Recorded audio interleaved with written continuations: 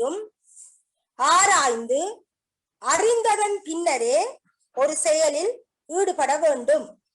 அவ்வாறாக ஒரு செயலில் ஈடுபடுவானாக இருந்தால் அவனுக்கு அந்த வினை நல்ல முறையில் அமையும்.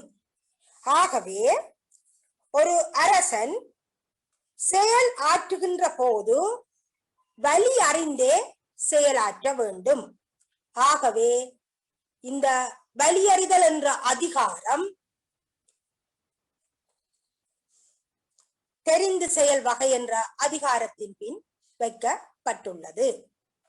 அப்ப நாங்கள் இப்பொழுது முதலாவதாக வழி அறிதல் என்றால் என்ன என்பது பற்றி மீண்டும் ஒருக்கா பார்ப்போம். வழி அறிதல் என்றால் ஓர் அரசன் தான் செய்ய நினைக்கும் வினையின் வலிமையை அறிந்து அதனை செய்ய வேண்டும். வழி அறிதல் என்றால் ஒரு அரசன் தான் செய்ய நினைக்கும் வினையின் வலிமையை அறிந்து செய்ய வேண்டும்.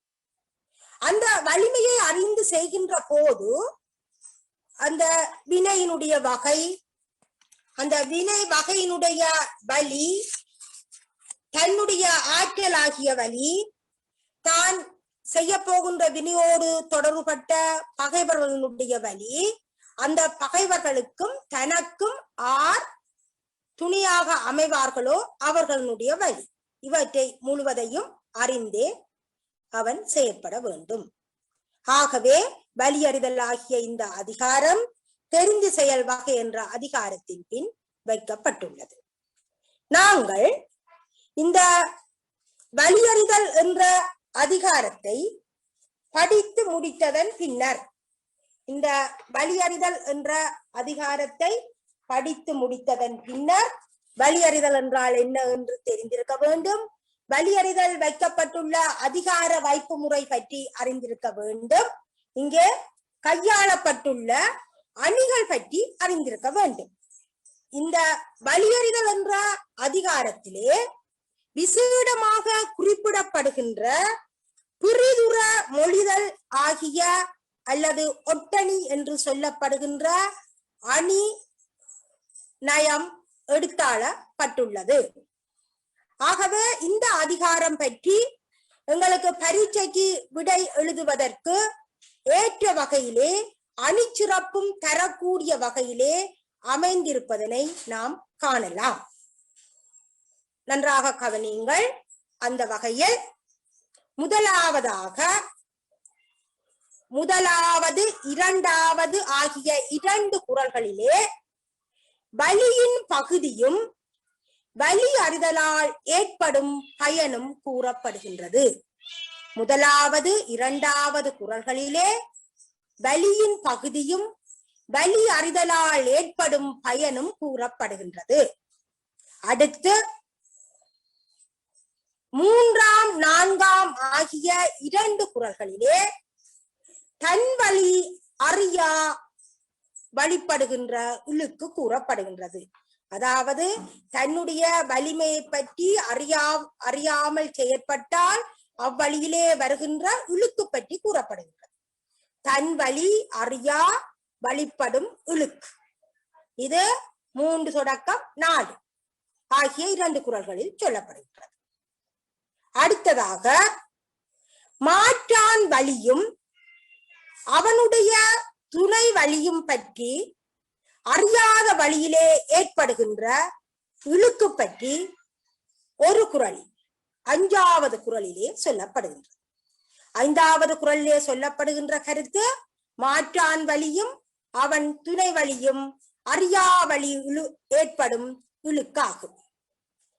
அடுத்த 7வது குறளிலே 6வது குறளிலே வினை வழி அறியா வழிப்படும் இழுக்கு சொல்லப்படுகின்றது.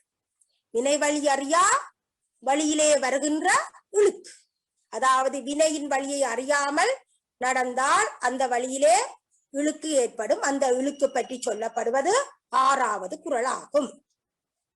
அப்ப நாங்கள் மேலே இருந்து பார்த்து கொண்டு வருகின்ற போது முதல் 2 குறள்களில் ஒரு பகுதியாகவும் அடுத்த 2 குறள்களில் ஒரு பகுதியாகவும் அடுத்த 5வது குறளில ஒரு பகுதியும் 6வது குறளில ஒரு பகுதியும் கூறப்பட்டு 7 தொடக்கம் 10வதாக உள்ள 4 குறள்கள், இறுதியாக உள்ள 7 தொடக்கம் 10ஆக உள்ள 4 குறள்களில் பொருள் வழி அறிதல் பற்றி சொல்லப்படுகின்றது. பொருளின் வழி அறிதல் பற்றி அதனுடைய சிறப்பு நோக்கி சொல்லப்படுகின்றது. அந்த வகையிலே நாங்கள் படிக்க போவது என்ன என்பதனை நன்றாக அறிந்ததன் பின்னர் நாங்கள் அதிகாரத்துக்குள் நுழைவோம். இப்ப நாங்கள் பார்த்து கொள்ள வேணும், முதலாவது 2 குறள்களில வலியும் அதன் பகுதியும் பற்றி சொல்லப்படுகின்றது. அந்த வலியின் தன்மையினை அறிந்து அந்த வலிக்கு ஏற்படப்பட்ட வகையிலே நாங்கள் செயற்படுவோமாக இருந்தால் அதனால் கிடைக்கின்ற பயன் பற்றியும் அங்க சொல்லப்படுகின்றது. அதனைத்தான் வலியின் பகுதியும் வலி அறிதலால் ஏற்படும் பயனும் என்று கூறலாம். 1, 2 ஆகிய குறள்கள்.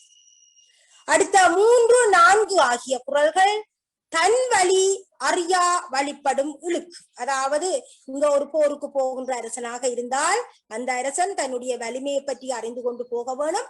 அவ்வாறு அறியாமல் போனால் அதனால் என்ன இழுக்கு ஏற்படும் என்பது சொல்லப்படுகிறது. அடுத்த ஒரு குறளில மாற்றான் வலியும் அவன் துணை வலியும் அறியாத வழியிலே ஏற்படுகின்ற இழுக்கு சொல்லப்படுகின்றது. அடுத்த 6வது குறளிலே வினைவலியும் அந்த வழியினை அறியாத வழியிலே ஏற்படுகின்ற இழுக்கும் சொல்லப்படுகின்றது. அடுத்த 7வது தொடக்கம் 10வது வரையான குறளில பொருள் வழி அறிதலினுடைய சிறப்பு சொல்லப்படுகின்றது. அந்த வகையிலே இப்பொழுது நாங்கள் அந்த திருக்குறள் அதிகாரத்துக்குள் செல்வோம். திருக்குறள் அதிகாரத்துக்குள் செல்கின்ற போது முதலாவதாக 2வதாக வருகின்ற 2 குறள்களையும் ஒரே பகுதிக்குள் வைத்து பார்க்க வேண்டும்.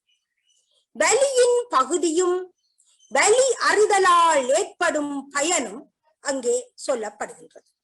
வலியின் பகுதியும் வலி அறிதலால் ஏற்படும் பயனும் அங்கே சொல்லப்படுகின்றது. குறளை பாருங்கள். வினை வலியும் தன் வலியும் மாற்றான் வலியும் துணை வலியும் தூக்கி செயல். வினை வலியும் தன் வலியும் மாற்றான் வலியும் துணை வலியும் தூக்கி செயல். வினை வலியும் தன் வலியும் மாற்றான் வலியும் துணை வலியும் தூக்கி செயல். அதாவது ஓர் அரசன், தான் செய்ய கருதும் செயலின் வலிமையையும், அதான் வினைவலி. ஒரு அரசன் தான் செய்ய கருதும் செயலின் வலிமையையும் தன் வலி தன்னுடைய வலிமையையும் மாற்றான் வலியும் பகைவனுடைய வலிமையையும், மாற்றான் வலி பகைவனுடைய வலிமையையும் துணை வலியும் பகைவருக்கும் தனக்கும் துணையாக வருபவர்களுடைய வலிமையையும் தூக்கி செயல் ஆராய்ந்தே செயற்பட வேண்டும். அதாவது ஒரு அரசன் தான் செய்ய கருதுகின்ற செயலின் வலிமையையும் தன்னுடைய வலிமையையும் பகைவனுடைய வலிமையையும் தனக்கும் பகைவர்களுக்கும் துணையாக இருப்பவர்களுடைய வலிமையையும் ஆராய்ந்து செயற்பட வேண்டும். இதுவே இந்த 4 வகையுமே வலியினுடைய பகுதிகளாகும். இந்த 4 வகையுமே வலிகளினுடைய பகுதி ஆகும்.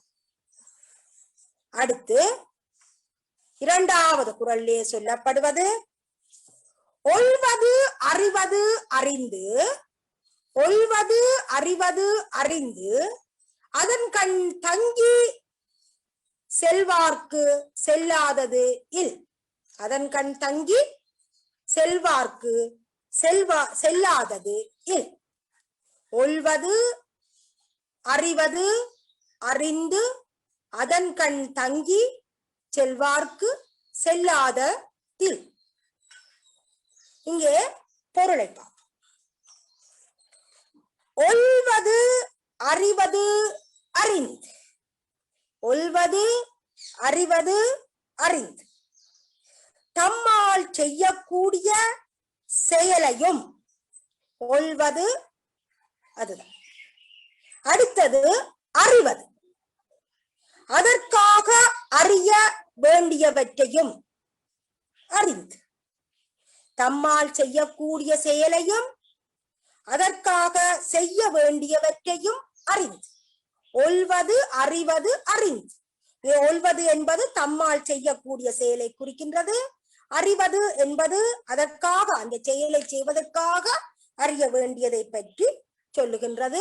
ஆகவே இங்க ஒல்வது அறிவது அறிந்து தம்மால் செய்யக்கூடிய செயலையும் அதற்காக செய்ய வேண்டிய செயலையும் அறிந்து அதன் கண் தங்கி.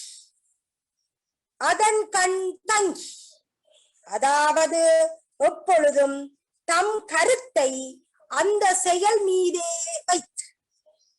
அதான் அதன் கண் தங்கி, எப்பொழுதும் தம்முடைய கருத்தை அந்த செயல் மீதே வைத்து செல்வார்க்கு, பகைவர் மேல் செல்பவர்களுக்கு, பகைவர் மேல் செல்லுகின்ற அரசனுக்கு, பகைவர் மேல் செல்லுகின்ற அரசனுக்கு செல்லாதது இல், முடியாதது எதுவுமே இல் என்பதுதான் அதனுடைய கருத்து. அதாவது முழுமையாக கருத்தை சொல்லுகிறேன்.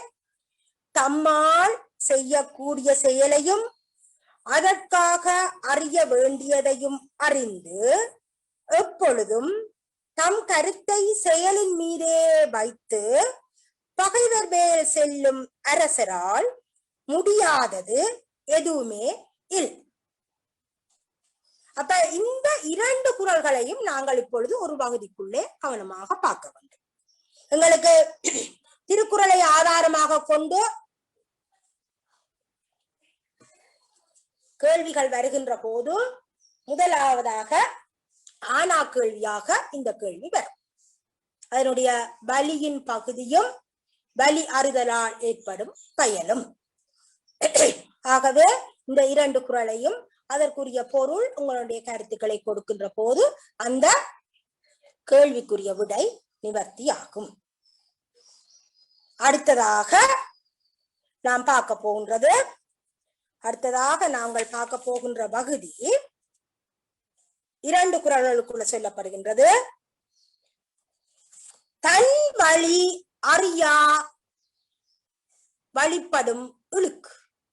அதாவது தன் வழி அறியா வழி ஏற்படுகின்ற இழுக்கு.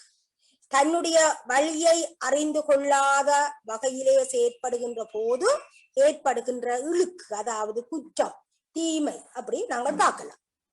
அடுத்த ரெண்டு குறள்.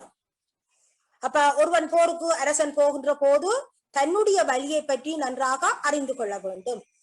அவ்வாறு தன்னுடைய வழியை அறியாத சந்தர்ப்பத்திலே அதனால் ஏற்பட போகின்ற கேடு, இழுக்கு, குற்றம், அதைத்தான் நாங்கள் பார்க்க போகின்றோம். மூன்றாவது நான்காவது ஆகிய இரண்டு குறள்கள் இங்கே தரப்பட்டுள்ளன, அவதானமாக பாருங்கள். உடைத்தம் வழி அறியார் ஊக்கத்தின் ஊக்கி இடைக்கண் முறிந்தார் பலர். உடைத்தம் வலியறியார் ஊக்கத்தின் ஊக்கி இடைக்கண் முறிந்தார் பலர். உடைத்தம் வலியறியார் ஊக்கத்தின் ஊக்கி இடைக்கண் முறிந்தார் பலர். அதாவது குறளுடைய பொருளை பார்ப்போம். இதை நாங்கள் கொண்டு கூட்டி பார்க்கலாம். தம்முடை வலியறியார், தம்முடை வலி அறியார், அதாவது தம்முடைய வலிமையை அறியாதவர் ஆகி, தம்முடைய வலிமையை அறியாதவர் ஆகி ஊக்கத்தின் ஊக்கி மன எழுச்சியால ஊக்கப்பட்டு ஒரு செயலை தொடங்கி தங்களுடைய வலிமையை பற்றி அறிந்து கொள்ளாது மன எழுச்சி காரணமாக ஒரு செயலை தொடங்கி இடைக்கண் முறிந்தார் பலர். இடையிலே அந்த செயலை செய்ய முடியாமல் அழிந்தவர்கள் பலராவர். அப்ப நாங்கள் அதை பார்க்க வேண்டிய விஷயம் என்னன்னு சொன்னா, அங்க தன்னுடைய வலி அறியாமல் செயற்படுவதனால் வருகின்ற இழுக்குத்தான் நாங்கள் இங்க பார்க்கிறோம். அப்ப தம்முடைய வலி அறியார், தங்களுடைய வலிமையை பற்றி அறிந்து கொள்ளாமல் ஊக்கத்தின் ஊக்கி ஒரு மன எழுச்சியால ஊக்கப்பட்டு அந்த செயலை தொடங்கி இடைக்கண் முறிந்தார் பலர். இடையிலே அந்த செயலை செய்து முடிக்க முடியாமல் அழிந்து போனவர்கள் பலராவர். அப்ப இங்க காரணமாக அமைஞ்சது ஒன்றே ஒன்று, தங்களுடைய வலிமையை பற்றி அவர்கள் அறிந்து கொள்ளவில்லை. ஏதோ ஒரு மன எழுச்சி, நாங்கள் இதை செய்வோம் என்ற ஒரு ஊக்கத்துல அறிஞ்சு கொள்ளாமல் அந்த ஊக்கத்தின் வழியில போய் அந்த செயலை செய்து முடிக்க முடியாமல் இடையில அழிந்து போனவர்கள் இருக்கின்றார்கள். நாங்கள் இந்த அதிகாரங்கள் முழுவதையும் அரசனுக்கு என்று பார்க்கின்ற போது இது அரசனுக்காக சிறப்பாக அரசியல்ல சொல்லப்பட்டிருந்தாலும் மனிதர்களுடைய வாழ்க்கையிலையும் இந்த திருவள்ளுவரால் சொல்லப்பட்ட இந்த விடயங்கள் மிகவும் பயனுடையதாக காணப்படுகின்றன. ஆகவே இங்க நாங்கள் பார்க்கலாம், அரசன் இங்க பார்க்கின்ற அதே வேளையில நம்மோடும் சேர்த்து பார்க்கலாம். அதாவது தங்களுடைய வலியை பற்றி அறிந்து கொள்ளாமல் ஏதோ ஒரு ஊக்கத்தின் வழியாக ஊக்கப்பட்டு அந்த செயலினை செய்து முடிக்க முடியாமல் இடையிலே அழிந்து போனவர்கள் பலராவர் என்று சொல்லப்பட்டிருக்கு. அடுத்தது, அமைந்து ஆங்கு ஒழுகான் அளவறியான் தன்னை வியந்தான் விரைந்து கெடு. அமைந்தாங்கொழுகான் அளவறியான், பாருங்க, அமைந்தாங்கொழுகான் அளவறியான் தன்னை வியந்தான் விரைந்து கெடு. அமைந்து ஆங்கொழுகான், அமைந்து ஆங்கு ஒழுகான், மற்ற அரசர்களோடு ஒத்து நடக்காதவனாகி. அமைந்து ஆங்கு ஒழுகான், மற்ற அரசர்களோடு ஒத்து நடக்காதவனாகி. அளவறியான், தன்னுடைய வல்லமையின் அளவினையும் அறிந்து கொள்ளாதவனாகி. தன்னை வியந்தான், தனது ஆற்றலை மிகுதியாக எண்ணி தன்னை வியந்து கொள்ளும் அரசன், அதாவது தன்னை மிகுந்த ஆற்றல் உள்ளவனாக நினைத்து கொள்ளுகின்ற அரசன் விரைவில் அழிந்து விடுவான், விரைந்து கெட்டு விடுவான். அதாவது விரைந்து கெடும், விரைவிலே அழிந்து விடுவான். இங்க 3 விடயம் சொல்லப்பட்டிருக்கு பாருங்க. ஒரு அரசன் மற்ற அரசர்களோடு ஒத்து நடக்காதவனாகி, தன்னை மிகுந்த ஆற்றல் உள்ளவனாக எண்ணி. 3வதாக அதுல திரும்ப ஒரு அந்த குறள் பொருளை பாருங்க. அமைந்து ஆங்கு ஒழுகான், அதாவது மற்ற அரசர்களோடு ஒத்து நடக்காதவனாகி. அடுத்தது பாருங்க, அளவறியான். அளவறியான் என்று சொல்லப்பட்டிருக்குது, தன்னுடைய வல்லமையை பற்றி அறிந்து கொள்ளாதவன் ஆகி. அடுத்தது பாருங்க, தன்னை வியந்தான், அதாவது தன்னை மிகுந்த ஆற்றல் உள்ளவனாக எண்ணி வியந்து கொள்ளுகின்ற அரசன் விரைவிலே அழிந்து விடுவான். அப்ப அரசனுக்கு இந்த 3 செயலும் இருக்கக்கூடாது. அப்ப இப்ப பாருங்க, இந்த தன்னுடைய வலிமையை அறியாமல் செயற்படுகின்றதனால் இந்த அரசனுக்கு இவ்வாறான இழுக்குகள் ஏற்படும். முதலாவது அந்த 3வது குறளாகிய இந்த வகைக்குள் அடங்குற 1வது குறள்ல பார்த்து நாங்கள் என்னென்று சொல்லி சொன்னா, தன்னுடைய வலியை பற்றி அறிந்து கொள்ளாமல் மன எழுச்சி காரணமாக ஒரு செயலை தொடங்கி இடையில அழிந்து போனவர்கள் பலராவர். அப்ப அவ்வாறு ஒரு மன எழுச்சி காரணமாக ஒரு செயலை தொடங்கினால் அது இடையில அந்த செயல் முற்றுறாமல் முடிந்துவிடும் என்ற இழுக்கு சொல்லப்பட்டுள்ளது. அடுத்த குறளில மற்ற ஏனைய அரசர்களோடு ஒத்து நடக்காதவனாகி, தன்னுடைய வல்லமையை பற்றியும் அறிந்து கொள்ளாதவனாகி, அங்கால தன்னை பற்றி வியந்து தான் மிகுந்த ஆற்றல் உள்ளவன் என்று எண்ணுபவனாகவும் இருந்தால் அவனும் விரைவிலே அழிந்து விடுவான் என்று இந்த 2 குறள்களிலேயும் தன் வழி அறியாத வழியிலே ஏற்படுகின்ற இழுக்கு கூறப்படுகின்றது. அடுத்ததாக நாங்கள் ஒரு குறளில 5வது குறளில ஒரு விடயம் பார்ப்போம். 5வது குறளில பிள்ளைகள் நாங்கள் ஒரு விடயத்தை பார்ப்போம்.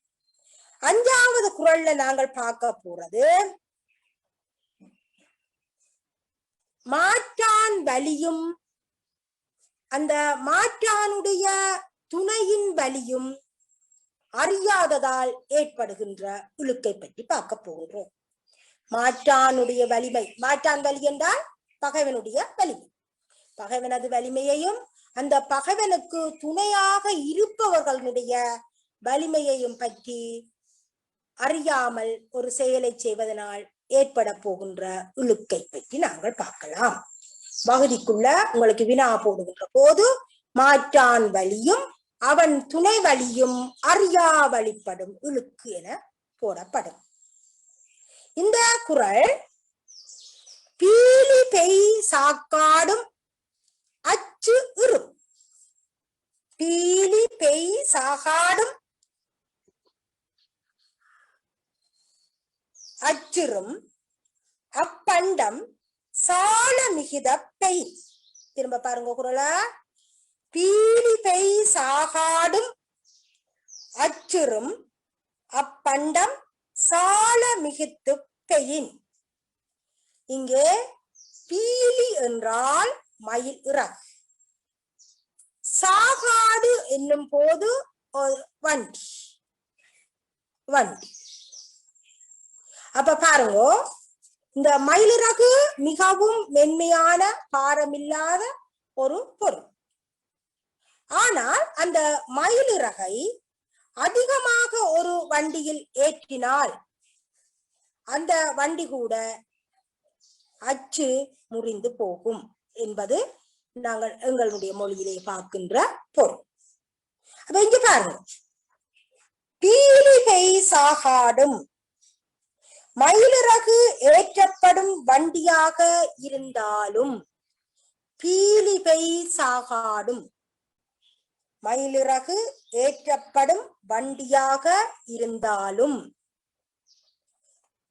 அப்பண்டம் சால மிகுத்து பெயின், அந்த பொருளை மிகவும் அதிகமாக, அதாவது அளவுக்கு அதிகமாக ஏற்றினால் அச்சு இரும், அவ்வண்டியின் அச்சு முறிந்து போகும்.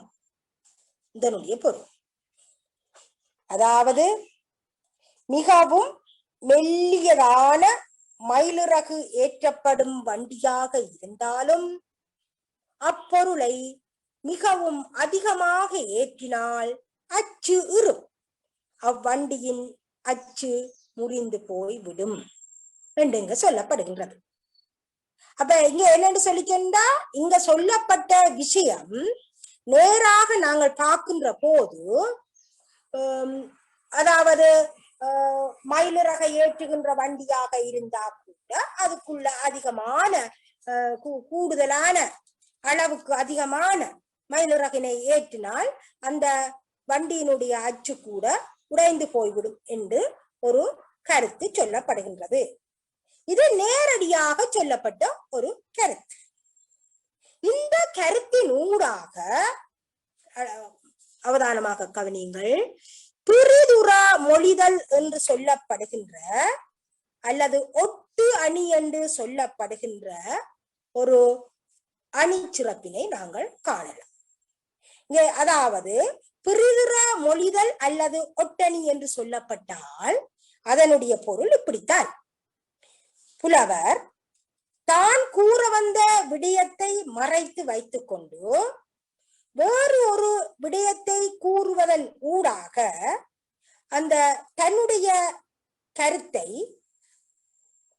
கூறுவதே இந்த பிரிதுற மொழிதல் என்னும் அணியாகும். அதாவது புலவர் தான் கூற வந்த விடயத்தை மறைத்து புலவர் தான் கூற வந்த விடயத்தை மறைத்து வேறொரு விடயத்தை கூறுவதன் ஊடாக தனது கருத்தை வெளிப்படுத்துவதே பிரிதுர மொழிதல் என்னும் அணியாகும்.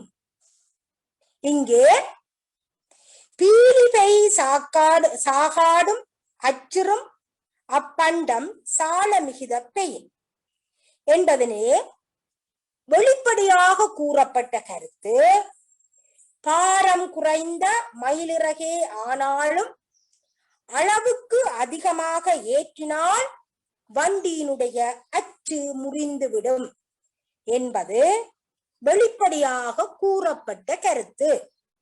ஆனால் இந்த கருத்துக்குள்ளே குறிப்பாக உணர்த்தப்படுவது அயலில் இருக்கும் மன்னர்கள் சிறிய படைகளை கொண்டவர்களாக இருந்தாலும் வலிமை குறைந்தவர்களாக இருந்தாலும் அத்தகைய பலருடன் பகைக்கும் போது வலிமை குறைந்த சிறிய படைகளை உடைய மன்னர்கள் பலரோடு பகைக்கின்ற போது பகைக்கின்ற மன்னன் அழிந்து போக நேரிடும். பகைக்கின்ற மன்னன் அழிந்து போக நேரிடும் என்பதே ஆகும். இதுதான் பிரிதுர மொழிதல் என்னும் அணி அலங்காரமாகும். இங்கே நேரடியாக பார்க்கின்ற போது சொல்லப்பட்ட கருத்து ஒரே ஒரு கருத்து தான். இங்கு பாரங்குறைந்த மயிலிறகாக இருந்தால் கூட அளவுக்கு அதிகமாக ஏற்றப்பட்டால் வண்டியினுடைய அச்சு முறிந்துவிடும் என்பதுதான் இங்கே நேரடியாக கூறப்பட்ட, அதாவது வெளிப்படையாக கூறப்பட்ட ஒரு கருத்து. ஆனா இந்த கருத்துக்குள்ளே மறைஞ்சிருக்கின்ற இல்லாட்டி அந்த கருத்தினூடாக குறிப்பாக சொல்லப்படுகின்ற கருத்து என்னவென்றால், அயலிலே இருக்கின்ற அரசர்கள் சிறிய படையை உடையவர்களாக வலிமை குறைஞ்சவர்களாக இருந்தாலும் பலருடன் பகைக்கின்ற ஒரு மன்னன் பலருடன் பகைக்கின்ற போது அந்த மன்னன் அழிந்து போக நேரிடும். அந்த மன்னனால் அதனை தாக்கு பிடிக்க இயலாதாகிவிடும். அதான் அந்த அளவுக்கு அதிகமாக போகக்கூடாதுதான் இங்க சொல்லப்பட்டது. அப்ப இதுல அதான் இந்த மாற்றானுடைய வழி, மாற்றான் வழியும் அவனுடைய துணை வழியும் அறிதல். ஒரு அரசனாக பார்ப்போம். ஒரு அரசன் சரியான வலிமை குறைஞ்சவனாக இருக்கின்றான், அவனிடம் படைகள் குறைவாக இருக்கின்றது, அவன் வலிமையற்ற அரசன். ஆகவே இவனோடு போருக்கு போவோம் என்று நினைக்கின்ற போது அவனை சுற்றி பக்கத்திலே இருக்கின்ற அவனை மாதிரி வலிமை குறைந்த அரசர்கள் பலரை பற்றியும் சிந்தித்து பார்க்க வேண்டும். ஏனென்றால் அவர்களோடு சேர்ந்து அவனுக்கு துணையாக வரக்கூடியவர்கள் இந்த அரசன் எல்லாரோடையும் சேர்ந்து போருக்கு போகின்ற போது அவர்கள் எல்லாம் சேர்ந்தால் இந்த எவ்வாறு சின்ன சின்ன மயிலிறகுகளாக இருந்தாலும் அளவுக்கு அதிகமாக வண்டியில் ஏற்றுகின்ற போது வண்டி முறிந்து விடுமோ, அதே போல போருக்கு போகின்ற இந்த வலிமை மிக்க அரசனும் அழிந்து போகின்ற சந்தர்ப்பம் அங்கே ஏற்படும். இதை பிரிதுர மொழிதல் என்று சொல்லப்படும். அப்ப எங்களுக்கு இங்க திருக்குறள்ல நாங்கள் பார்த்து கொண்டு போகின்ற போது இறுதியாக ஒரு குறள் கேட்கலாம், இறுதியாக ஒரு வினா கேட்கலாம், இங்கே கையாளப்பட்ட அணியினை விளக்குக என்று சொல்லி. அப்ப அந்த சந்தர்ப்பத்திலே நாங்கள் வந்து இந்த பிரிதுர மொழிதல் ஆகிய அணியை விளக்க வேண்டி வரும் இந்த வலியறிதல் ஆகிய அதிகார பகுதியில இந்த பிரிதுர மொழிதல் 2 குறள்களில இந்த அதிகாரத்துல வருது. அப்ப அடுத்தத நாங்க பார்ப்போம்.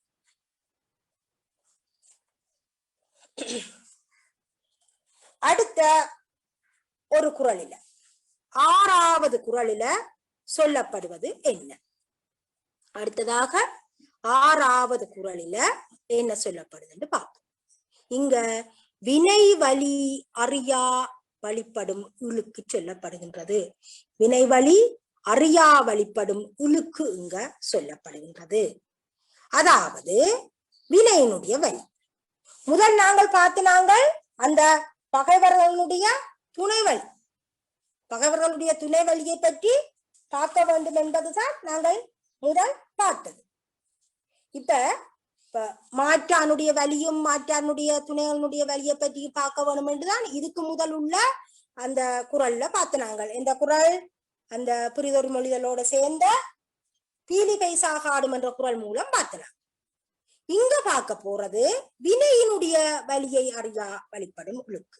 வினை என்றால் தான் அரசன் செய்ய போகின்ற செயலினுடைய வலிமையை அறிந்து கொள்ளாத தன்மை.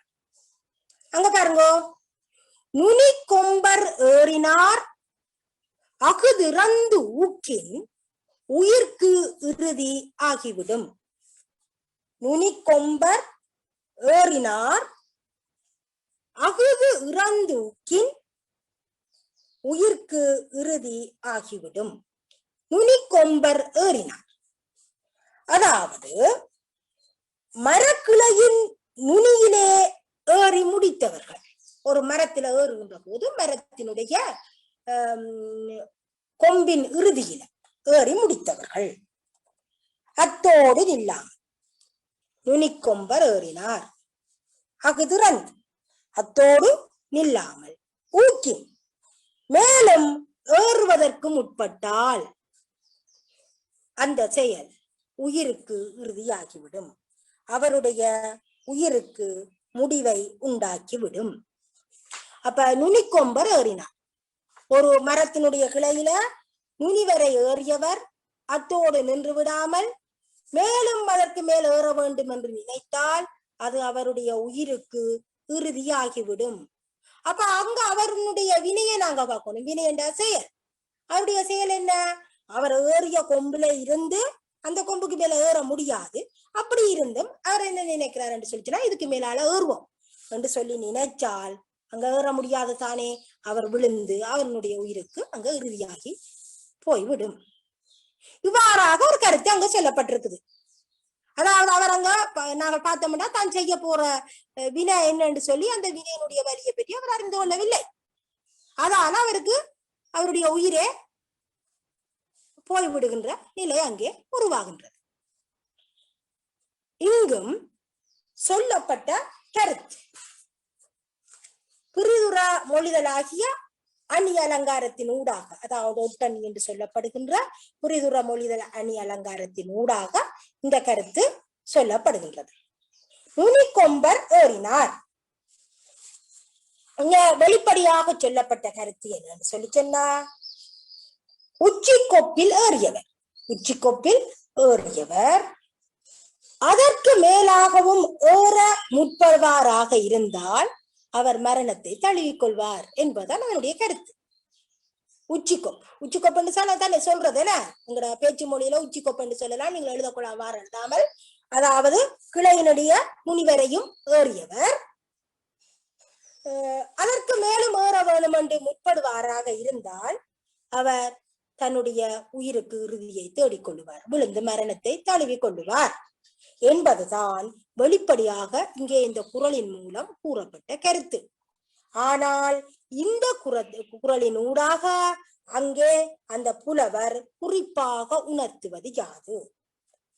தனது படை வலிமையின் எல்லைக்கு அப்பால் மன்னன் போரிட முயலும் போது தோல்வியே ஏற்படும் என்பதாகும். அதாவது மன்னன் தன்னுடைய வினை வலியை அறிந்து கொள்ளாமல், அதாவது தான் செய்ய போகின்ற செயலை அறிந்து கொள்ளாமல், தன்னுடைய படை வலிமையினுடைய எல்லையை அறிந்து கொள்ளாமல் அதற்கு அப்பால் ஒரு போருக்கு போகின்றேன் என எண்ணுவானாக இருந்தால் அவனுக்கு தோல்வி ஏற்படும் என்பதுதான் இங்க சொல்லப்பட்ட குறிப்பு பொருள். நுனிக்கொம்பர் ஏறினார், அதாவது தனது படை வலிமையின் எல்லைக்கு அப்பால் மன்னன் போரிட முயலும் போது தோல்வியே அவனுக்கு ஏற்படும் என்ற கருத்து குறிப்பாக இங்கே உணர்த்தப்படுகின்றது.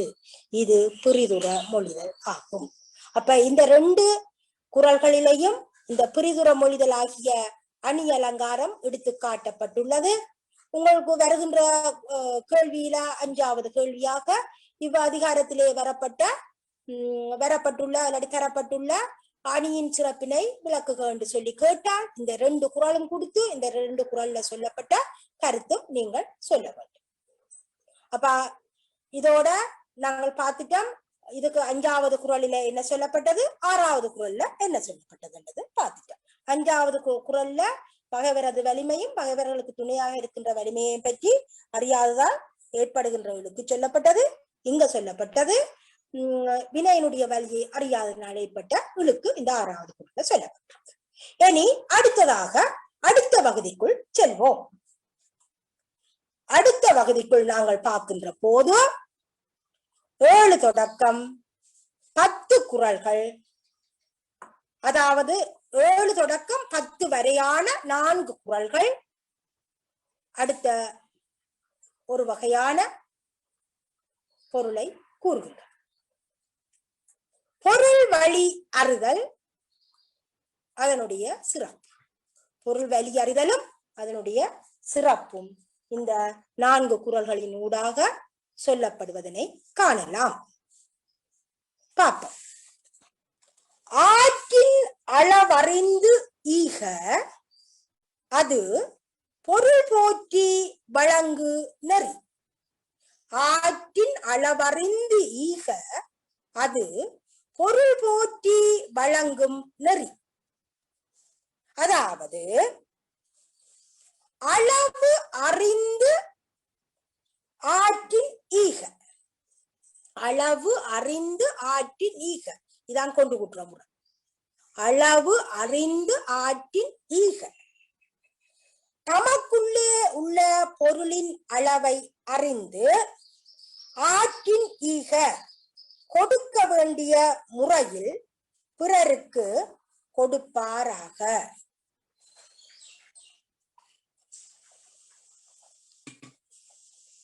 அதாவது தமக்குள்ள பொருளின் அளவை அறிந்து ஆற்றின் ஈக கொடுக்க வேண்டிய முறையில பிறருக்கு கொடுப்பாராக. அது பொருள் போற்றி வழங்கும் நெறி. அதுதான், அந்த செயல்தான் பொருளை பாதுகாத்து பிறருக்கு கொடுத்து நெறி வாழுகின்ற நெறியாகும்.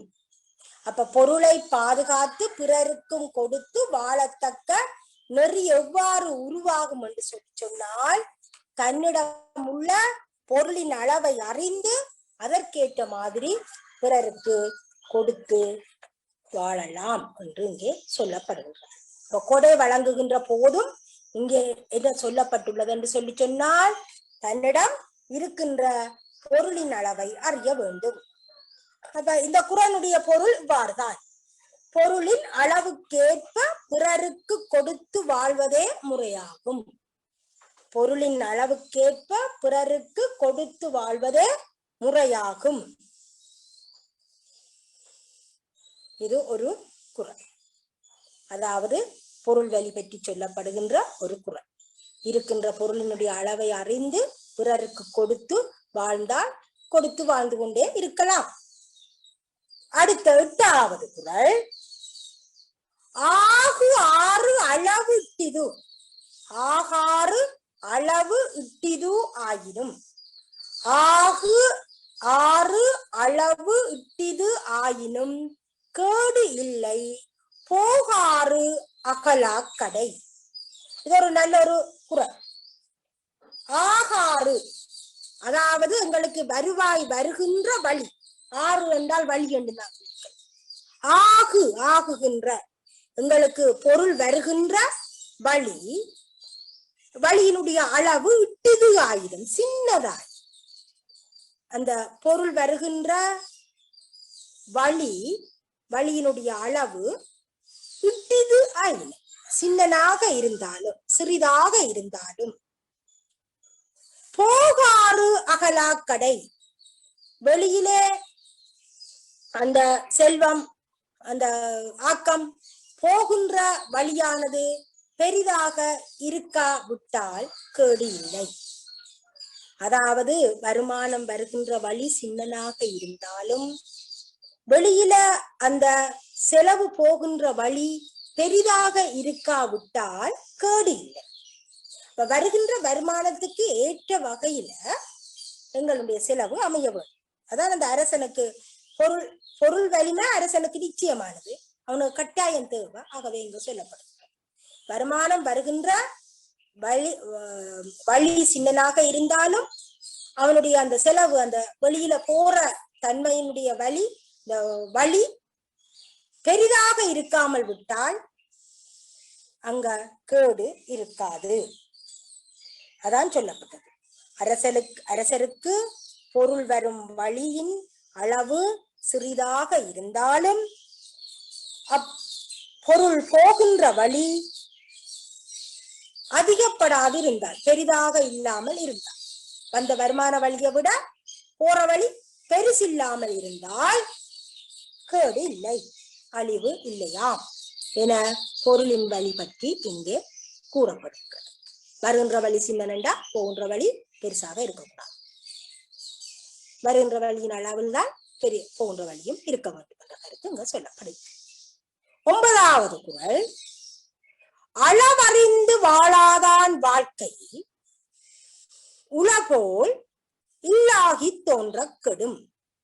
அளவறிந்து வாழாதான் வாழ்க்கை உளபோல் இல்லாகி தோன்ற கெடும்.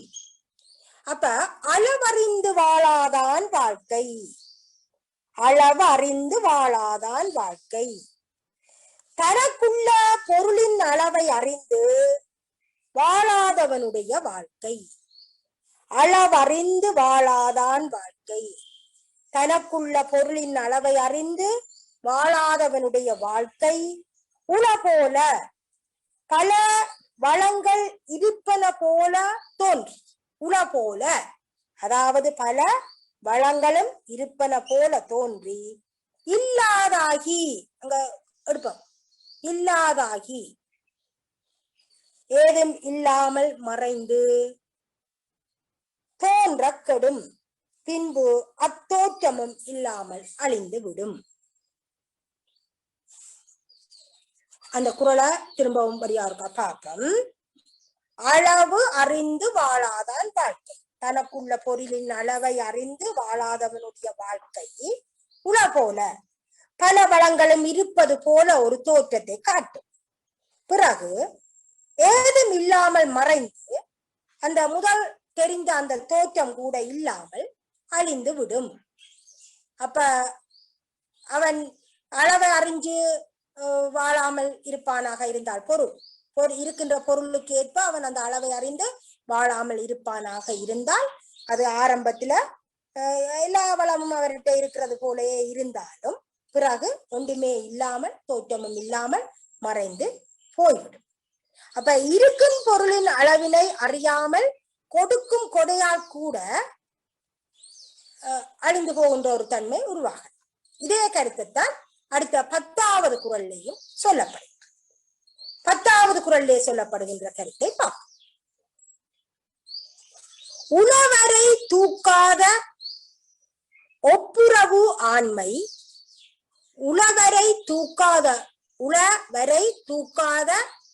ஒப்புரவு ஆண்மை வளவரை வல்லை கெடும்.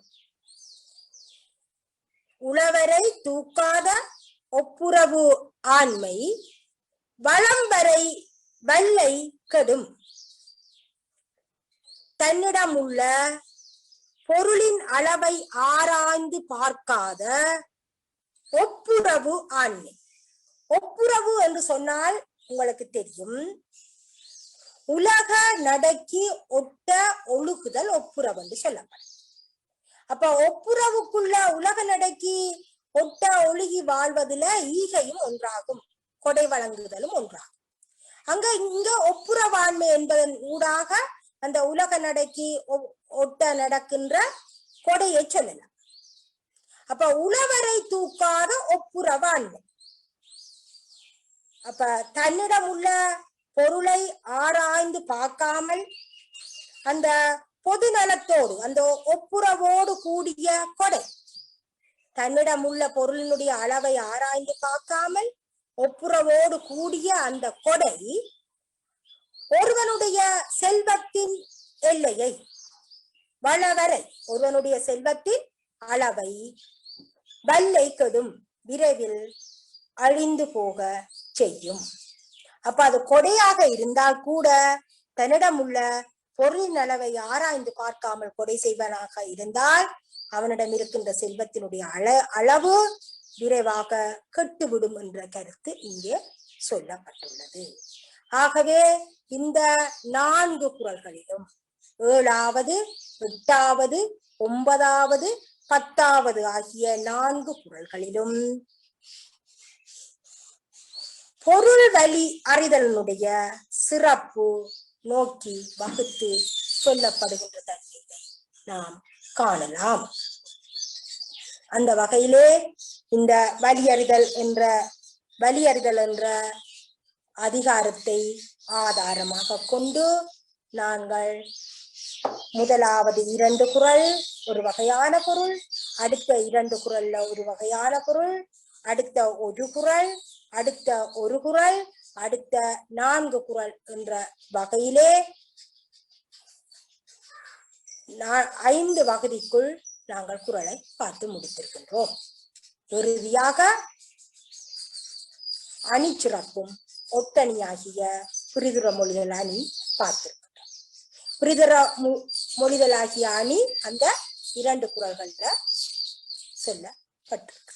எங்க இடைக்குள்ள வந்த 5வது 6வது குறள்கள் ஊடாக சொல்லப்பட்டுள்ளது.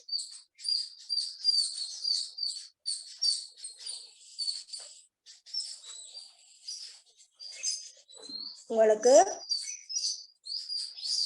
சந்தேகங்கள் இருந்தால் கேட்கலாம்.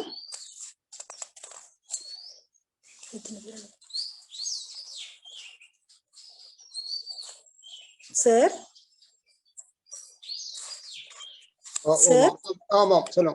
பிள்ளைகள் இந்த கேள்விக்கு ஒருக்கா விடுவோமா சார்?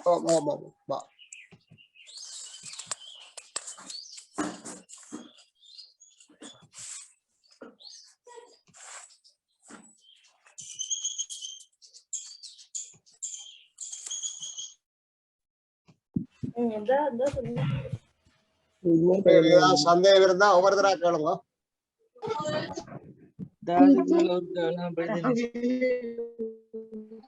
டீச்சர் 8வது குறளை விளங்கப்படுத்தி விடுங்களேன். மிஸ் உவமையை விளங்கப்படுத்தி விளங்கப்படுத்தி விடுங்க டீச்சர். கோய்க்காம 50வது குறளை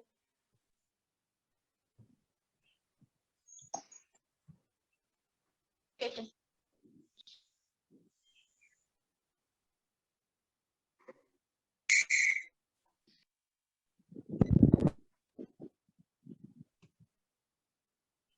மிஸ் லாஸ்ட் அணிச்சிறப்ப விளங்கப்படுத்துங்க.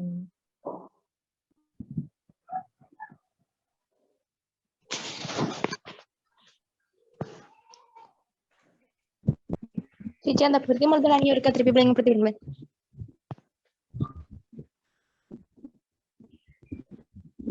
டீச்சர் 8வது குறளை ஒருக்கா விளங்கப்படுத்தி விடுங்க. 50வது குறள்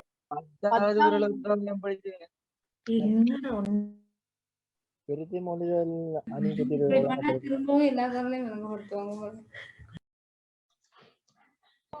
டீச்சர் 7வது குறளை விளங்கப்படுத்திடுங்களேன். 6வது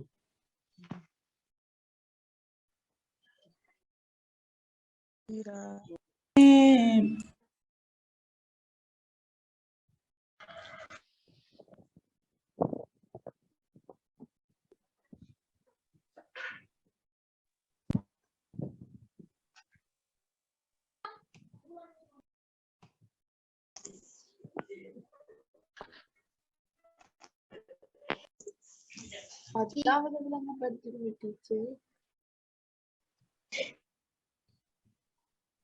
எல்லாத்தையும் விளங்கப்படுத்து.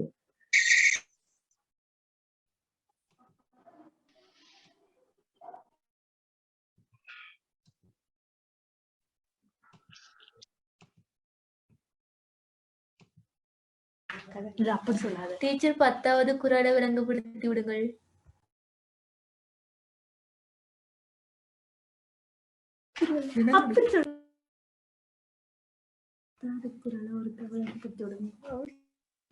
டீச்சர் 6வது குறளை விளங்கப்படுத்தி விடுங்களேன். டீச்சர் நீங்க பேசுறதே விளங்கப்படுத்துங்க டீச்சர். எல்லாரும் ஒவ்வொருத்தரா ஒவ்வொன்னு கேக்குறாங்க தானே டீச்சர். டீச்சர் வைப்பு முறையை விளங்கப்படுத்துங்க. மிஸ் எங்களுக்கு குறள் எல்லாம் கிளியர் மிஸ். அந்த அணிசிறப்பை மட்டும் விளங்கப்படுத்துவீங்களா?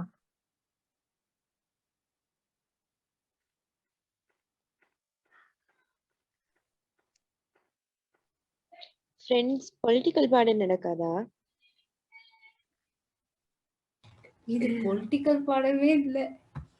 தெரியாது. தெரியாதா? நாளைக்கு பொலிட்டிக்கல் பாடம் மீட்கிறேன்.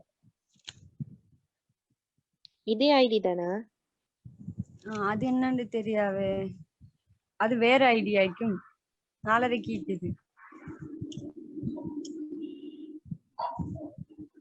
யார படிச்சு கொடுக்குறாங்க? உங்களுக்கு அந்த வாட்ஸ்அப்புக்கு அனுப்பி விடுறேன். நீங்க அந்த நம்பரை தந்தா அனுப்பி விடுவேன். நம்பர் தரவா? இந்த குரூப்ல கொஞ்சம் போட்டு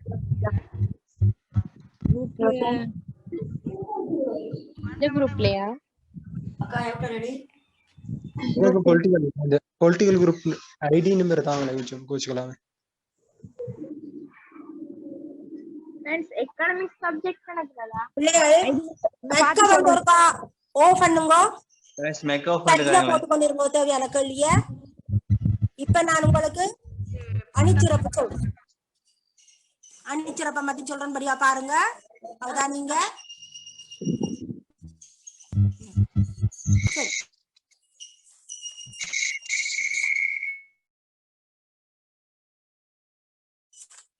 அஞ்சாவது குறளை பாருங்க. பீரிபை சாகாடும் அச்சுறும் அப்பண்டம் சால மிகுது பெய். பீரிபை சாகாடும் அச்சுறும் அப்பண்டம் சால மிகு பெய். அதாவது இங்க சொல்லப்பட்ட கருத்து, வெளிப்படையாக சொல்லப்பட்ட கருத்து என்னன்னு சொல்லி சொன்னால், பாரம் குறைந்த மயிலிறகே ஆனாலும் அளவுக்கு அதிகமாக ஒரு வண்டியில் ஏற்றினால் அந்த வண்டியினுடைய அச்சு முறிந்துவிடும் என்பது வெளிப்படையாக கூறப்பட்ட கருத்து. ஆனால் இந்த வெளிப்படையாக கூறப்பட்ட கருத்தின் ஊடாக குறிப்பாக சொல்லப்படுவது, அயலிலே இருக்கின்ற மன்னர்கள் சிறிய படையை உடையவர்களாகவும் வலிமை குறைந்தவர்களாக இருந்தாலும் அதிகமான அவ்வாறான மன்னர்களோடு, வலிமை குறைந்த சிறிய படையை உடைய மன்னர்கள் அதிகமானவர்களோடு ஒரு அரசன் பகைப்பானாக இருந்தால், அதாவது வலிய பெரிய படையை உடைய வலிமை மிக்க அரசனாக இருந்தாலும் அவன் அந்த அரசர்களோடு பகைப்பானாக இருந்தால் அவன் உடைய அவன் அழிந்து போவதற்கு நேரிடும் என்பதுதான் இங்கே குறிப்பாக சொல்லப்பட்ட கருத்து.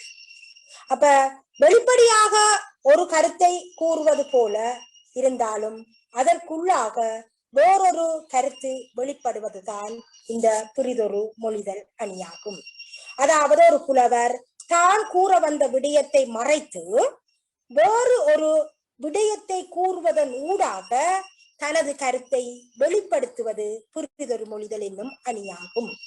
இங்கே புலவர் தான் கூற வந்த சிறிய வலிமை குறைந்த சிறிய படையுடைய மன்னர்களாக இருந்தாலும் அவ்வாறான அதிகமான மன்னர்களுடன் பகைக்க நேரிடுகின்ற போது அந்த வலிமை மிக்க அரசன் கூட அழிந்து விடுவான் என்ற கருத்தை அதுதான் அவர் கூற வந்த கருத்து, அதான் அவர் குறிப்பாக சொல்ல வந்த கருத்து. அந்த கருத்தை வெளிப்படையாக இவ்வாறு சொல்கிறார். அதாவது பாரம் குறைந்த மயிலிறகே ஆனாலும் அளவுக்கு அதிகமாக ஏற்றினால் வண்டியின் அச்சு முறிந்துவிடும் என்று சொல்லுகிறார். இதுதான் பிறிதுர மொழிகள். இது 5வது குறளிலேயும் சொல்லப்பட்டிருக்குது, 6வது குறளிலேயும் சொல்லப்பட்டிருக்குது. 6வது குறள்ல சொல்லப்படுவது, நுனிக்கொம்பர் ஏறினார் அகுதிறந்து ஊக்கின் உயிருக்கு இறுதி ஆகிவிடும். அதாவது ஒரு மரத்தினுடைய கிளையினுடைய உச்சி கொம்பு வரையும் ஏறியவர், நுனி வரையும் உச்சி வரையும் ஏறியவர் மேலும் ஏற வேணும் என்று நினைப்பாராக இருந்தால் அந்நினைவே அவருடைய உயிருக்கு முடிவாகிவிடும். அவர் கீழே விழுந்து செத்து போயிடுவார் என்றதான் நாங்க சொல்லப்பட்ட விஷயம். அப்ப இவ்வாறு ஒரு விடயத்தை இவர் சொல்லுகின்ற போது இது வெளிப்படையான பொருள்.